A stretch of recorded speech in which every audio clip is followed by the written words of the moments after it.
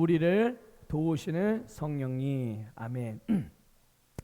그 학생들은 선생님을 통해서 이제 공부를 배우게 돼요.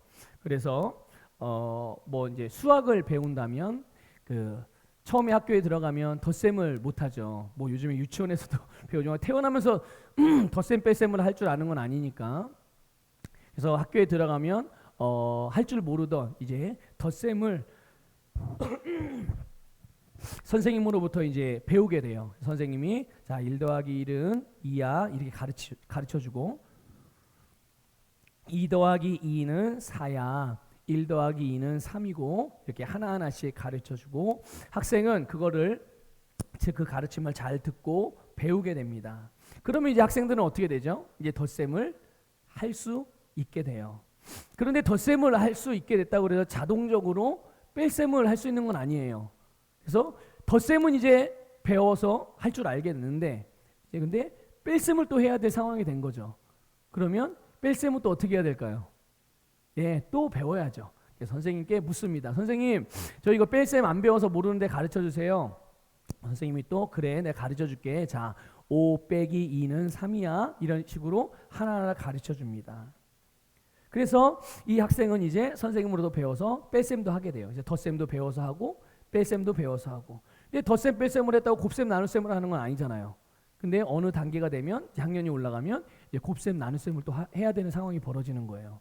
그러면 이제 또 선생님에게 부탁을 하죠. 선생님, 저 곱셈 나눗셈 배우지 않아서 이거 선생님이 좀 가르쳐 주세요. 그러면 선생님이 또 곱셈과 나눗셈을 가르쳐 줘요. 그래서 학생은 또 이제 덧셈 뺄셈에 더해서 곱셈과 나눗셈도 할 수 있게 되는 거죠. 여러분 보세요.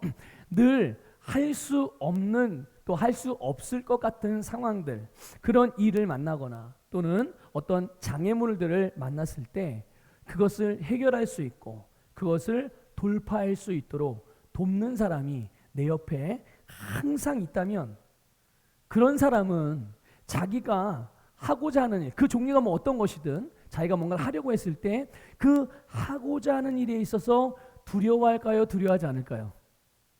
두려워하지 않죠. 왜 두려워하지 않아요? 내가 만약에 그걸 할 수 없는 일이라면 또 그것을 하는데 어떤 장애물이 있다면 어떻게 하면 되니까?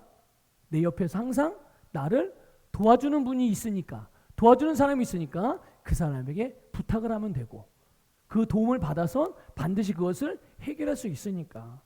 그러니까 두려워하지 않는다는 얘기예요. 주저하지 않고 또 아울러서 실망이나 좌절하는 일이 없겠죠. 항상 도움을 요청하고 도움을 받을 수 있으니까. 그리고 이 일이 잘못될까 봐 걱정하는 일도 없을 거예요. 그리고 그렇게 도움을 받고 또 도움을 받아서 어떤 문제를 해결한다든지 장애물을 뛰어넘는다든지 돌파를 한다든지 그러면 그게 어떻게 됩니까? 자기의 실력이 되는 거예요. 자기의 자산으로 남는 거예요. 그때 딱 위기만 모면하고 끝나는 게 아니라 그것이 그 사람의 자산이 되고 실력이 되는 거죠. 1 더하기 1을 배운 사람은 1 더하기 1을 배운 학생은 나중에 100 더하기 100도 할 수 있게 되는 거예요.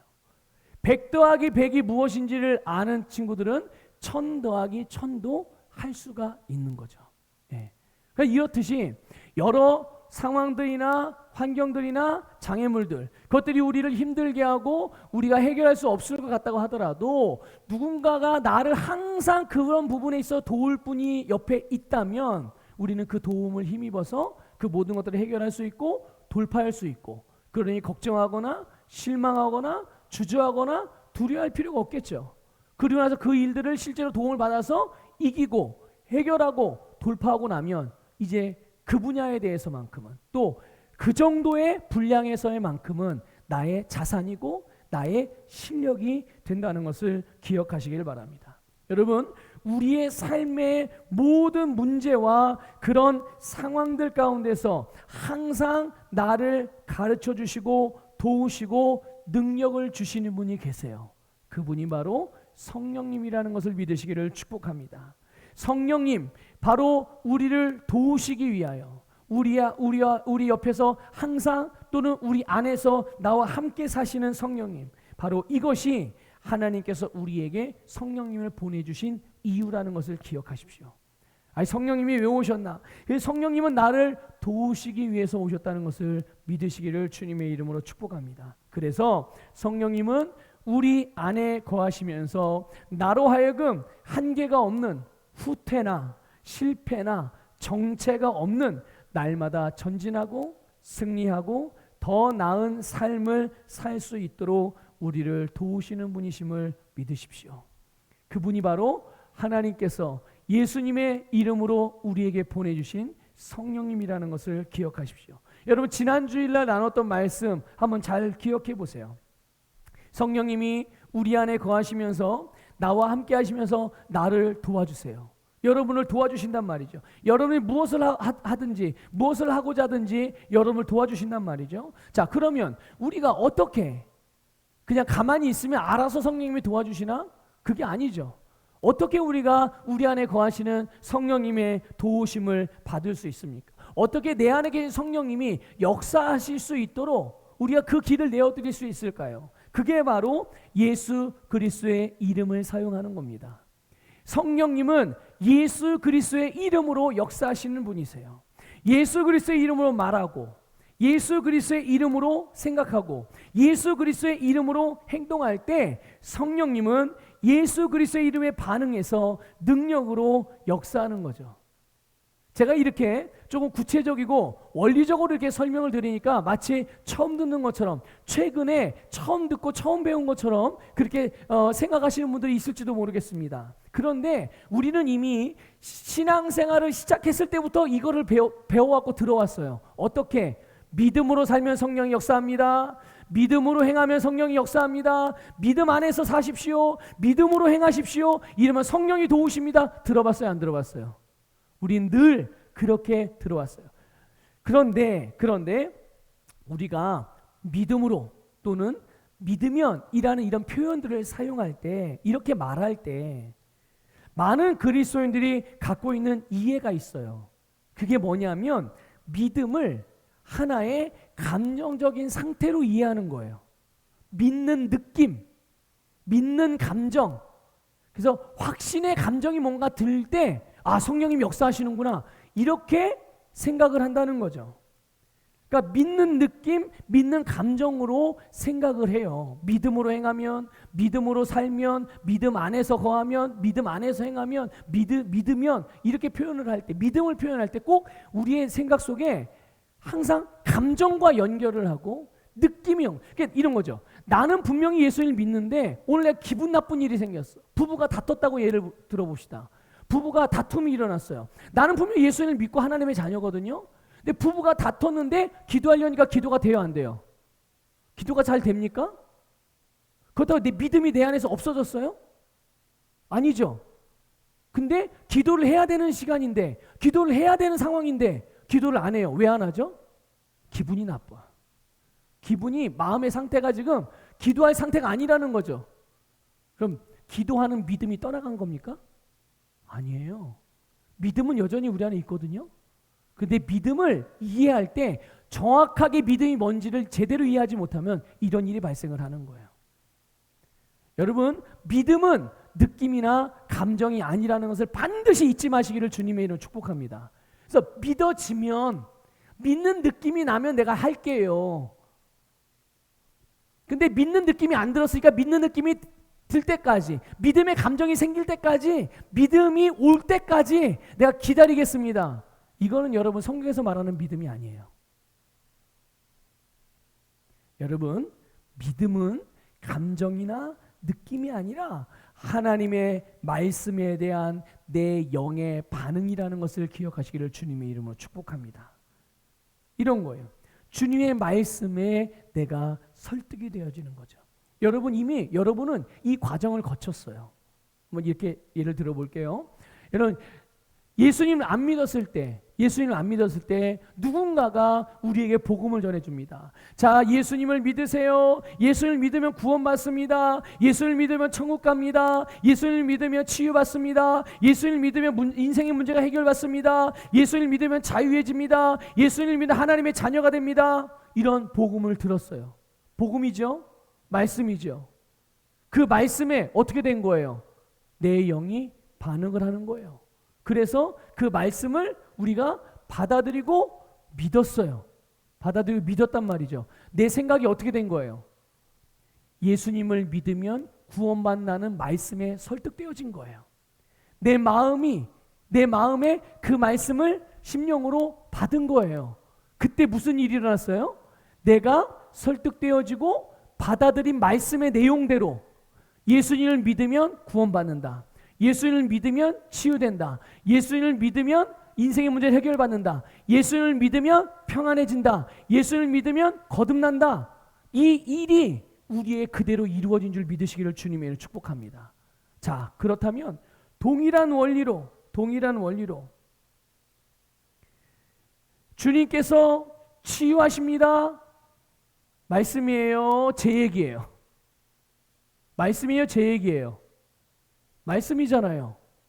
예수님이 십자가에서 채찍에 맞으심으로 우리의 모든 질병을 치유하셨습니다. 믿는 자는 다 치유받을 수 있습니다. 이거는 주님의 말씀이란 말이죠. 자, 어디까지 믿으실 수 있으세요? 감기 정도는 믿을 수 있어요. 그럼 알러지 비염 정도? 아니면 뭐 이렇게 아토피 피부? 아니면 허리 통증? 관절 통증? 아니면 암? 심지어 에이즈까지도? 요즘에 여러분 그 원숭이 두창이라는 무슨 희한한 이름을 가진 그런 뭐 바이러스가 생겼다는데, 여러분 그 바이러스 아무나 생기는 거 아니까 걱정하지 마십시오. 예. 그 바이러스의 가장 근본적인 전파 경로는 동성연애예요. 성적인 접촉입니다. 그래서 그 바이러스를 보유하고 있는 사람과 성적인 접촉을 했을 때 그 바이러스가 전염이 되는 거지, 그냥 옆에 있다고 전염되는 게 아니에요. 근데 매스컴에서 그런 거지 얘기 잘 안 하더라고요. 어쨌든 그런 거예요. 자, 심지어 그런 것까지도, 코로나까지도. 여러분 어디까지 주님의 말씀을 믿을 수가 있으시겠어요? 여러분 기억하십시오. 여러분 우리는 예수님의 말씀, 예수님을 믿으면 구원을 받습니다 라는 말씀을 우리가 거기에 그 말씀에 설득되어지고 받아들여서 믿음을 받아들여야 되고 우리가 구원을 받은 것처럼, 주님의 말씀의 내용이 무엇이든 그 말씀과 내 생각을 일치시켜서 그 말씀에 내가 설득이 되어져 가지고 그 말씀을 그대로 받아들이면 그들에게는 이루어지지 못하는 일이 없다는 것을 믿으시기를 주님의 이름으로 축복합니다. 그래서 주님의 말씀이 내 사고방식이 되고, 주님의 말씀이 나의 성품이 되고, 주님의 말씀이 내 삶의 기준이 되는 것, 말씀과 하나 되는 것이 바로 믿음이라는 것을 주님의 이름으로 축복합니다. 믿으시기를 축복합니다. 그래서 예수님과 같은 생각, 예수님과 같은 말, 예수님과 같은 행동, 예수님과 같은 삶을 사는 것이 곧 믿음이라는 것을 깨달으십시오. 믿음이라는 건 감정이나 느낌이 아니라 바로 말씀과 내가 일치가 되어지는 거예요. 주님과 일치가 되어지는 것이 바로 믿음이거든요. 근데 이런 거죠. 예전에는 미워하는 마음이 생겨도 아무렇지 않았어. 왜? 저놈이 나를 미워하게끔 만들었으니까. 그러니까 미워하는 감정이 드는 거는, 마음이 드는 건 당연한 거야, 이렇게 생각을 했었죠. 그런데 예수님을 믿고 거듭났어요. 그런데 거듭나고 보니 내가 믿는 나의 주님이 말씀하시기를 미워하래요? 미워하지 말래요? 미워하지 말래요. 어느 정도까지 미워하지 마냐? 아니, 원수까지 미워하지 않는 감정, 이렇게 소극적이고 수동적이고 이런 미워하지 않는 정도가 아니라 어떻게 하래요? 사랑하래요. 축복하래요. 그러니까 주님께서 그렇게 말씀을 하셨으니 내가 믿는 예수님, 내가 믿는 주님이 하신 말씀을 따라서 이제는 미워하지 않고 사랑을 행하며 살아가는 거죠. 예수님을 믿으니 당연히 그분의 말씀을 따라서 행하는 거예요. 그러니까 이웃에 대한, 상대방에 대한 우리의 태도를 예수님의 생각과 내 생각이 같아지게 만드는 거예요. 나에게 아무리 해코지하고 나를 모함하는 사람이 있다고 하더라도, 내 마음을 아프게 하고 내게 상처 주는 말을 하는 사람이 있다고 하더라도 주님께서 그 사람에 대한 나의 태도가 어떠하기를 말씀하셨습니까? 그런 사람을 사랑하고 축복해라 말씀하셨으니 미워하지 말고, 그랬으니 나는 그 사람을 대하는 나의 태도를 어떻게 하는 거예요? 미워하는 게 아니라 사랑하고 축복하는 태도로 바꿔서, 그래서 주님의 말씀과 나의 생각과 나의 태도를 일치시켜서, 그래서 예수님께서 우리를 위하여 십자가에 대신 자신의 생명을 내어주시기까지 한 거잖아요. 우리에게 아주 좋은 본을 보여주셨고, 그리고 예수님을 십자가에 못 박고 옆구리에 창을 찌르는 자들까지도 예수님께서는 뭐라고 말씀하셨어요? 예수님에게 침을 뱉고 따귀를 때리고 뺨을 때리고 조롱하고 멸시하는 사람들, 아버지여 저들의 죄를 용서하여 주시옵소서. 저들은 지금 자기가 하는 일이 무슨 일인지 알지 못하니 용서하여 달라고, 그들을 위해 중보하고 그들을 사랑하고 그들을 위해서 십자가에서 자신의 생명을 내어주시면서 우리들에게 어떻게 사랑하실지를 보여주셨단 말이죠. 이것이 바로 믿음인 거예요. 주님의 말씀과 주님의 삶과 내 말과 내 생각과 내 삶을 일치시켜가는 것, 이게 믿음이거든요. 여러분, 오늘 우리 모든 서북교회 성도님들, 이 예배를 드리고 말씀을 듣는 모든 분들이 이렇게 말씀에, 예수 그리스도에 우리의 모든 생각과 말과 삶이 일치되어지기를 주님의 이름으로 축복합니다. 자, 오늘 본문 16절에 보면요, 성령님을 또 다른 보혜사라고 말씀하시고 있어요. 여러분, 보혜사라고 번역된 이 헬라어는 파라클레토스라는 헬라어를 사용했거든요. 이게 무슨 말이냐면요, 돕는 자라는 뜻이에요. 이 파라클레토스라는 헬라어가 가진 의미는 돕는 자, 그리고 중보자, 변호자, 위로자, 다 뭐 하는 거예요? 공통적으로 하는 일이 다 옆에서 도와주는 일을 하는 것. 그런 기능이 그런 거죠. 여러분, 우리는 바로 이 성령님의 명칭, 이 성령님이 어떤 분인지에 대한 이 명칭을 통해서 성령님이 어떤 분인지, 우리에게 어떤 일을 하시는 분인지를 우리는 어렵지 않게 알 수 있게 돼요. 성령님은 저와 여러분을 도우시는 분이고, 저와 여러분의 중보자가 되시고, 저와 여러분의 위로자가 되시고, 저와 여러분의 변호자가 되심을 믿으시기를 주님의 이름으로 축복합니다. 성령님은 이 일을 위해서 우리에게 오셨고, 우리와 함께 사시면서 또 우리와 함께 동행하시면서 이 일들을 우리에게 행하시는 거예요.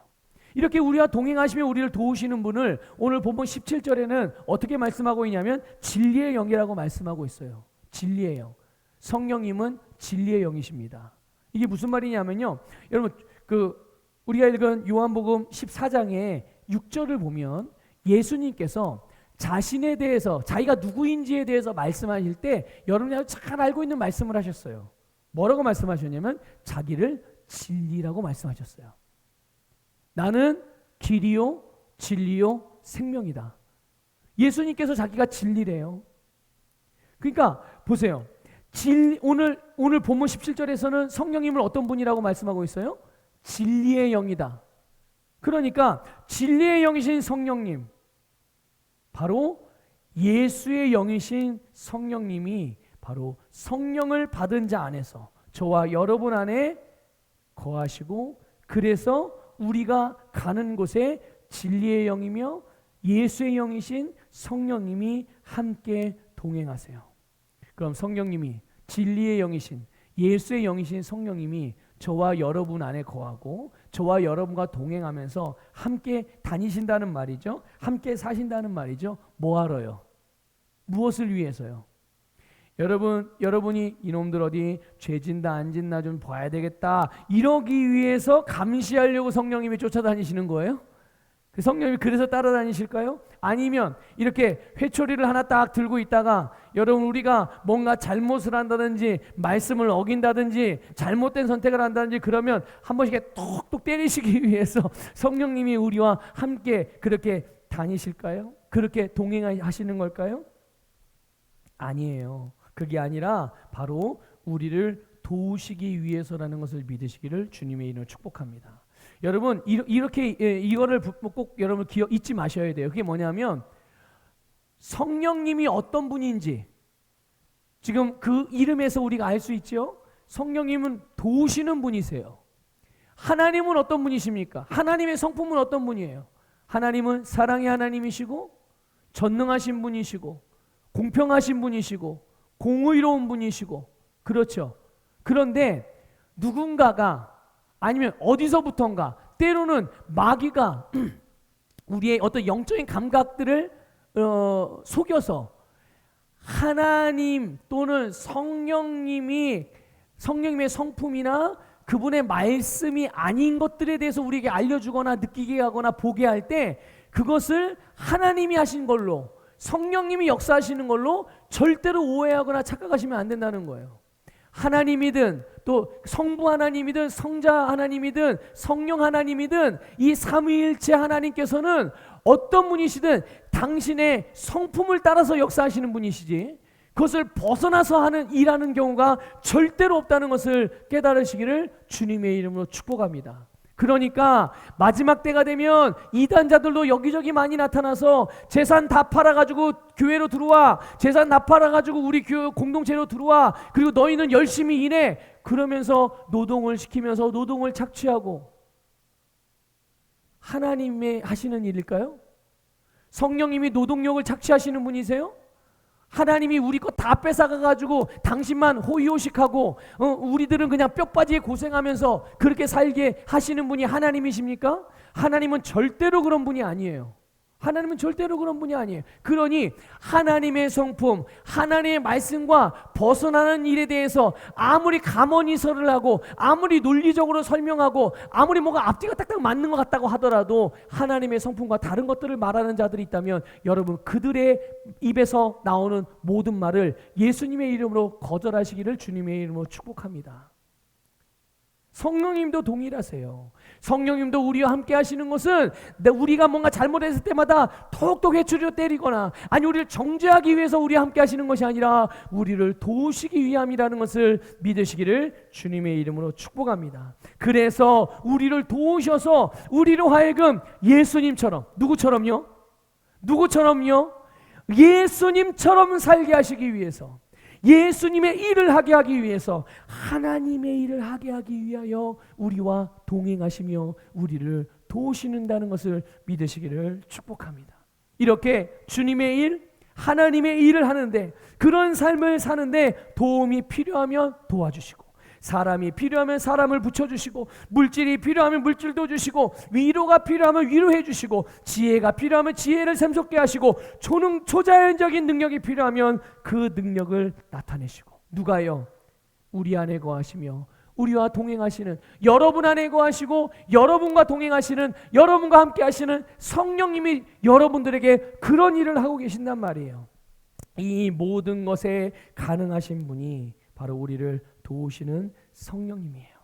여러분 이것을 믿으시기를 바랍니다. 그래서 모든 삶에서 이 진리를 인식하고 살아가시기를 바라고요. 그래서 정확한 믿음, 정확한 인식은 탁월함으로 열매를 맺게 돼 있어요. 우리가 정확하게 믿고 정확하게 인식하면 결국 그 열매는 탁월하게 나타난다는 것을 깨달으시기를 바랍니다. 여러분들에게 도움이 필요하세요? 도움이 필요하신 분 손 들어보세요.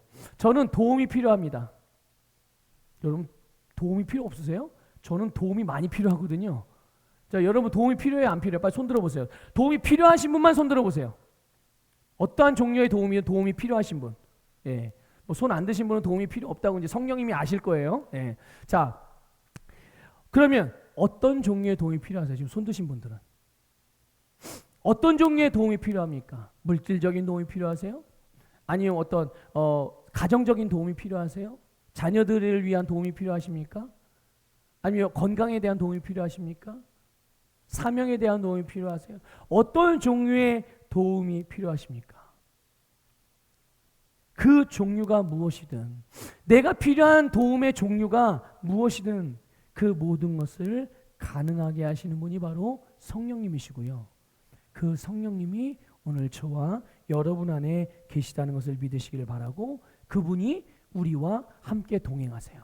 오늘 여러분 예배드리는 우리 교회에서 이렇게 예배드리는 이 우리 교회만이 아니라 또 우리가 예배드리기 위해서 나온 우리가 예배드릴 때에만 우리 안에 거하셨다가 우리가 이제 예배가 마쳐지고 교회 문 밖을 나갈 때는 내 안에 계신 성령님이 빠져나와서 이 교회에 계시고 여러분 성령님 없이 가는 게 아니란 말이에요. 성령님은 우리가 오늘 교회에서 예배드릴 때나 여러분이 교회 문 밖을 나가서 집으로 돌아가실 때나 항상 동행하신단 말이죠. 그리고 우리를 실제로 도와주세요. 그러니 여러분 성령님의 도움을 받아야 되겠어요? 안 받아야 되겠어요? 안 받으면 내 손해죠. 그렇죠? 안 받으면 내 손해지. 만약에 여기 100만 원 있으니까 가져가세요. 그러면 여러분 가져가겠어요? 안 가져가겠어요? 제가 여기다 100만 원 놓고 원하시는 분들 아무나 가져가세요. 그러면 가져갈 거예요? 안 가져갈 거예요? 당연히 가져가죠. 저라면 제일 먼저 하여튼 제일 먼저 뛰어나와서 가져갈 거예요. 네. 그냥 준다는데 도와준다는데 그 도움을 안 받고 준다는 걸 안 받으면 안 받는 내 손해인 거죠. 네. 그러니까 여러분 우리는 항상 성령님의 도우심을 받아야 되고 성령의 도움을 받을 때 우리는 진정한 성공적인 삶을 살아갈 수가 있어요. 어떻게 성령님의 도우심을 받아요? 여러분 이미 알고 있을 것 같아요. 우리가 어떻게 성령님의 도움을 받습니까? 믿음으로요? 맞죠? 말은 맞지만 제가 믿음으로라고 표현하지 않는 것은 믿음을 자꾸만 감정적인 것으로 이해하기 때문에 다른 말로 또 원리적으로 말씀을 드려요. 어떻게 성령님의 도움을 받습니까? 예수님의 이름으로 생각할 때, 예수님의 이름으로 말할 때, 예수님의 이름으로 행동하고 살아갈 때 우리 안에 거하시는 성령님의 도우심을 지속적으로 받는 것입니다. 여기에 대해서 우리 지난주에도 말씀을 드렸지만 다시 한번 말씀을 드릴게요. 꼭 절대로 잊어버리지 마시라고. 여러분 오늘 읽은 본문 13절 14절에서 주님께서 예수님의 이름으로 무엇이니 구하면 주님께서 행하시겠다고 말씀하셨어요. 자, 이 말은 예수님의 이름으로 우리가 행할 때 우리 안에 거하시는 성령님께서 그 일들을 이루신다라는 의미란 말이죠. 그런데 여기에서 예수님께서 이제 표현하시기를 내 이름으로 이렇게 표현하셨어요. 13절 14절에 내 이름으로. 그러니까 예수님의 이름이라는 말. 여기서 여기 보면 내 이름 의로라는 말이 있어요. 의로. 내 이름 의로. 요 의로라는 헬라어가 뭐냐면 n이라는 단어를 사용을 했어요. n. 이게 무슨 의미냐면요. 아내라는 뜻이에요. 안. 이렇게 뭐 컵 안에, 교회 안에, 내 안에. 예, 바로 그런 의미거든요. 또 이런 것도 있죠. 함께. 내 안에 나와 함께. 이런 의미가 있어요. 그러니까 이걸 보면은 위치적인 의미죠. 위치적인 의미도 있고요. 또 하나의 의미가 있는데 그게 뭐냐면 수단이나 도구라는 의미가 있어요. 수단과 도구가 뭔지 아시죠? 제가 마이크를 사용하지 않고 말하면 소리가 작게 들려서 저 뒤에 계신 분들은 못 들어요. 그런데 내가 어떤 수단을 사용해요? 마이크라는 수단을 사용하는데 이 마이크라는 수단을 사용하는데 볼륨을 높여서 사용하는 거예요. 키워서. 그럼 이 볼륨을 크게 키워서 사용하면 사용할수록 더 멀리 있는 사람까지 들을 수 있겠죠. 그렇죠? 더 많은 사람이 들을 수 있겠고 더 또렷하게 들을 수 있겠고 바로 그런 것처럼. 그러니까 이거는 제가 여러분들에게 말씀을 전하는데 필요한 도구. 저는 이것을 사용해서 목소리를 증폭시켜서 여러분들에게 들려드리는 거죠. 이런 것처럼 도구, 수단이라는 의미도 있단 말이에요. 자, 그런데 데살로니가전서 사도 바울이요. 데살로니가전서 4장 1절 2절에서 예수의 이름을 사용할 때 두 가지 용법으로 사용을 한 게 나와 있어서 그걸 좀 간단하게 설명을 좀 해드리려고 그래요. 한번 읽어볼게요. 데살로니가전서 4장 1절 2절. 요 내용은 보지 마시고 사도 바울이 예수님의 이름을 사용할 때 어떻게 사용했는지 어떤 기능으로 사용했는지를 보라는 얘기예요. 자, 같이 읽어보겠습니다. 시작. 그러므로 형제들아 우리가 끝으로 예수 안에서 너희에게 구하고 권면하노니 너희가 마땅히 어떻게 행하며 하나님을 기쁘시게 할 수 있는지를 우리에게 배웠으니 곧 너희가 행하는 바라. 더욱 많이 힘쓰라. 우리가 주 예수로 말미암아 너희에게 무슨 명령으로 준 것을 너희가 아느니라. 아멘. 자, 여기 보면 이 두 가지를 표현했죠. 주 예수 안에서 그리고 주 예수로 말미암아. 아니 똑같이 그냥 주 예수 안에서라고 사용하면 되는데 저렇게 표현을 다르게 했다는 말이에요. 여기 보면 주 예수 안에서가 오늘 본문에 나오는 너희가 내 이름으로라고 말했던 이 n이라는 똑같은 단어를 사용한 거예요. 그러니까 예수 이름을 사용하는 것은 그분 안에서, 그분의 위치에서, 그분의 자리에서 그분의 권세를 도구로 사용하는 것을 말하는 거예요. 그러니까 예수님은 우리에게 자신의 이름을 어떻게 사용하라는 거예요? 예수님의 위치에서 그 예수님이 가진 권세를 도구로 사용하라는 거예요. 그러니까 무엇이든 내가, 여러분 땅을 팔 땐 뭐가 필요해요? 뭐 삽이 필요하기도 하고, 뭐 호미가 필요하기도 하고, 포크레인이 필요하기도 해요. 근데 어떤 데는 포크레인으로 파야 되는 것이고, 어떤 데는 호미로 파야 되는 거예요. 근데 내가 이 모든 도구를 다 가지고 있다면 적재적소에 필요할 때마다 그 도구를 사용하면 될 거예요. 그렇듯이 예수의 이름을 예수님 우리에게 도구로 주셔서 우리가 그 이름으로 할 수 있는 일들을 다 할 수 있게 해주셨어요. 자, 한번 여쭤볼게요. 예수 이름으로 할 수 없는 일이 뭐가 있을까요? 예수 이름으로 할 수 없는 일 있어요, 여러분. 잘 생각해 보세요. 예수 이름으로 할 수 없는 일이 있어요. 뭘까요? 죄 짓는 일. 예, 죄 짓는 일은, 남에게 해코지하는 일은, 잘못된 일은 예수 이름으로 할 수 있어요. 그 외에 나머지는 다 예수 이름으로 할 수 있어요. 질병을 고치는 일, 예수 이름으로 할 수 있어요, 없어요? 자, 부유하게 되는 일, 예수 이름으로 할 수 있어요, 없어요? 지혜롭게 되는 일, 예수 이름으로 할 수 있어요, 없어요? 내 인생을 성공시키는 일, 예수님의 이름으로 할 수 있어요, 없어요? 주님이 주신 사명을 다 감당하고 복음을 증거하는 일, 예수님의 이름으로 할 수 있어요, 없어요? 할 수 있죠. 할 수 있어요. 그러니 우리는 예수의 이름으로 할 수 있는 일이 있다면 모든 일에 뭘 사용하면 되는 거예요? 그렇죠. 예수님의 이름으로 사용하는 거예요. 그래서 우리는 그분의 위치에서, 그분의 자리에서 그분의 이름을 사용하는 거죠. 그러니까 본문에서 예수님이 자기의 이름으로 무엇이든지 구하라고 하신 것은 바로 무엇이든지 예수님의 이름을 도구로 사용하라는 말씀이에요. 마치 못을 박을 때 망치를 사용하듯이 무슨 일을 하든 예수님의 이름을, 그 도구가 갖고 있는 힘, 바로 예수님의 이름이 갖고 있는 힘, 예수님의 이름이 갖고 있는 능력, 그게 바로 성령의 능력이고, 사도행전 1장 8절에서는 그것을 권능이라고 말했어요. 사도 1장 8절 한번 좀 보여주실래요? 크게 같이 읽어볼게요. 시작. 오직 성령이 너희에게 임하시면 너희가 권능을 받고, 아멘. 성령이 임하시면 우리가 권능을 받아요. 그 권능이 예수님의 이름의 능력이고, 그 예수님의 이름의 능력을 가지고 뭐 하는 거예요? 예루살렘과 온 유대와 사마리아와 땅끝까지 이르러 예수님의 증인이 되는 거죠. 여러분, 예수의 증인이 어떻게 돼요? 예수님처럼 말하고, 예수님처럼 행동하고, 예수님처럼 살고, 예수님의 일을 하면 당연히 자연스럽게 예수님의 증인의 삶이 되는 거 아니겠어요? 우리를 통해서 예수님이 나타나지 않겠습니까? 여러분, 오늘 저와 여러분 모두가 그런 삶을 살아가시기를 주님의 이름으로 축복합니다. 자, 보세요. 우리가 재산권을 행사할 때 도장을 사용하죠. 도장을 사용합니다. 그래서 재산과 관련해서 어떤 계약을 할 때 도장을 사용을 하는데, 여러분 도장을 사용하는데 아무 도장 사용하지 않죠. 똑같은 도장에도 어떤 도장 사용하죠? 인감 도장을 사용해요. 여러분 막 도장을 사용하면 안 되나요? 그냥 급하니까 저 옆에서 그냥 도장집에 도장 파가지고 사용할 수도 있잖아요. 막 도장 파서 사용하진 않으세요? 혹시? 안 그러죠? 왜 안 그래요? 할 수 없어서요? 아니요.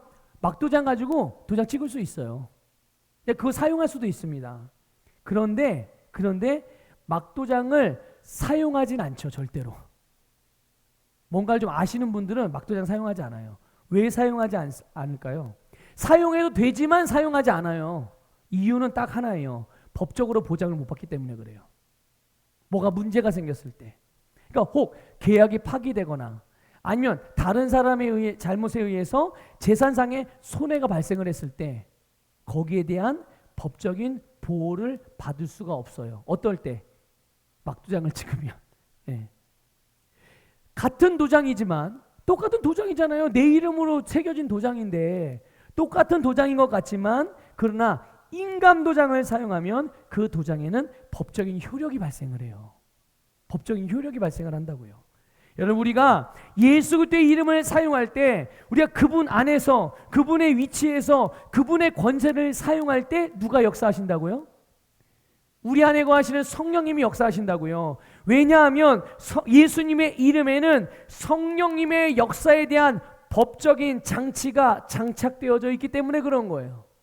바로 예수님의 이름이 성령의 역사에 대한 보증이라는 것을 믿으시기를 주님의 이름으로 축복합니다. 자, 아까 우리 데살로니가서 4장 2절에서 사도 바울이 이 예수님의 이름으로 예수 안에서라는 의미의 표현으로 예수의 이름을 사용한 것도 있고 또 다른 방식으로 예수의 이름을 사용한 표현한 내용도 있었어요. 그게 뭐냐면 주 예수로 말미암아. 그래서 말미암아라는 이 단어는요, n이 아니에요. 헬라 n이 아니라 디아라는 단어를 사용했어요. 이게 무슨 뜻이냐면요, 무엇을 통하여라는 뜻이에요. 통로, 통과하는 파이프, 이런 의미라는 거예요. 통로 개념인 거예요. 그래서 여러분, 예수 이름을 통해서, 예수 이름을 통과해서라는 의미죠. 이렇게 이해하시면 좀 이해가 쉬울지도 모르겠습니다. 여러분, 한전에서 우리에게 전기를 보내요. 그럼 뭘 통해서 보내죠? 그 전기가 우리에게 올라오면 뭐가 있어야 돼요? 뭐가 있어야 되죠? 예, 전기줄, 전선이 필요한 거예요. 그래서 전선을 통과해서 우리의 집에까지 전기가 오는 거죠. 그래서 이 전선이 그 통로 역할을 하는 거예요. 많은 성도들이 우리가 기도할 때 어떻게 기도해요? 예수님의 이름으로 기도해요. 근데 여러분, 예수님의 이름을 통해서 기도하는 게 아니에요. 예수님의 이름으로 기도하는 거예요. 다시 말하면 헬라어로 아까 표현된 우리는 디아가 아니라 n을 사용해서 주님께 기도하는 거예요. 하나님께. 그러니까 이것은 예수 그리스도 안에서 예수 그리스도의 위치에서 예수 그리스도의 권세를 사용해서 하는 기도죠. 우리의 모든 기도 내용에 대하여서 우리의 모든 기도의 내용에 대하여서 무엇을 치유의 기도를 하든 뭐 재정적인 것을 위해서 기도하든 아니면 가정의 평화를 위해서 화목을 위해서 기도하든 가정의 어떤 인가 기도를 위해서 가족을 구원하기 위한 기도를 하든 그 모든 기도의 내용에 대하여 예수의 이름으로 확정을 짓는 것, 이게 예수님의 위치에서 기도하는 거예요. 우리가 이것을 예수님의 이름을 기도한다는 뜻이 바로 그런 뜻입니다. 만약 우리 학생들 같은 경우 하나님, 제가 공부를 잘해서 좋은 성적을 거둬서 정말 탁월하게 주님의 일을 위해서 쓰임 받고 싶습니다. 그렇게 되기를 원합니다. 기도를 해요. 그러나서 예수님의 이름으로 기도합니다라고 그렇게 기도합니다. 그러면 이제 그 지혜로워지고 좋은 성적을 거두고 탁월한 열매가 나타나는 것은 확정이 된 거예요, 안 된 거예요? 확정이 되는 거예요. 내가 그런 확정을 해놓는 거죠. 무엇으로? 예수님의 이름으로. 확정을 해놓으면 여기에는 이것을 반드시 이루고 성취하는 계약을 성사시키는 법적인 장치가 되어져 있기 때문에 성령님이 그 일을 어떻게 하시는 거예요? 반드시 이루시는 거죠.